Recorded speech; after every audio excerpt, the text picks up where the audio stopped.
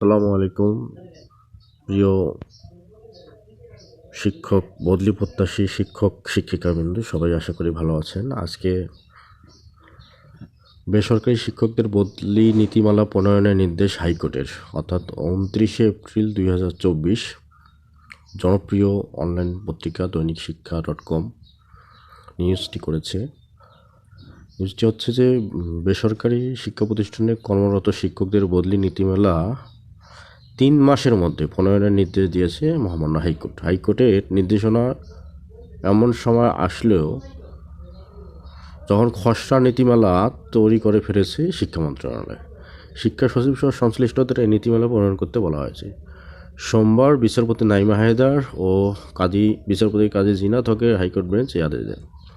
এর আগে দেশের বিভিন্ন জেলার এমপিওভুক্ত শিক্ষা প্রতিষ্ঠানের শতাধিক শিক্ষক বদলি নীতিমালা তৈরি করার নির্দেশনা চেয়ে হাইকোর্টে রিট দায়ের করেন। সারা দেশে এমপিওভুক্ত শিক্ষক কর্মচারী আছেন প্রায় 5 লাখের মতো। এমপিওভুক্ত শিক্ষক কর্মচারীদের সরকার থেকে নির্ধারিত বেতন স্কেলের মূল অংশ ও কিছু ভাতা পেয়ে থাকেন। 1995 খ্রিস্টাব্দ থেকে আলোচনা নীতিমালা তৈরির কথা বলা থাকলেও বর্তমানে বেসরকারি শিক্ষকদের বদলি ব্যবস্থা নেই। এক প্রতিষ্ঠানে চাকরি শুরু করে সেখান থেকে অবসর নিতে হয় এমপিওভুক্ত শিক্ষকদের। একসময় বেসরকারি প্রতিষ্ঠানগুলোর পুরোপুরি নিজেদের উদ্যোগে শিক্ষক কর্মচারী নিয়োজিত, কিন্তু এখন কেন্দ্রীয়ভাবে স্বায়ত্তশাসিত প্রতিষ্ঠান এনটিআরসির অধীনে অনুষ্ঠিত পরীক্ষার মাধ্যমে বাছাই ও সুপারিশের মাধ্যমে এসব নিয়োগ পাওয়া যায়। যাই হোক, খুব গুরুত্বপূর্ণ একটা নিউজ, সেটা হলো বেসরকারি বিভক্ত শিক্ষকদের বদলি নীতিমালা 3 মাসের মধ্যে নীতিমালা করে দিতে হাইকোর্ট থেকে নির্দেশ দিয়েছে। শিক্ষা মন্ত্রণালয়ের সূত্র মতে এই ধরনের শিক্ষক আছেন 1 লাখের বেশি। মন্ত্রণালয়ের যুক্তি হলো এসব শিক্ষক এনটিআরসির সুপারিশ মানে সরকারের ঠিক করে দেওয়া প্রতিষ্ঠানে নিয়োগ পেয়েছে, তাই আপাতত তাদের বিষয়টি বদলির জন্য বিবেচনায় নেওয়া হয়েছে। বেসরকারি কমিটির মাধ্যমে নিয়োগপ্রাপ্ত পরে এমপিওভুক্ত অন্য শিক্ষকরা যেহেতু নিজেদের পছন্দের প্রতিষ্ঠানে নিয়োগ পেয়েছেন, তাই তাদের আপাতত বদলির বিবেচনায় রাখা হয়নি।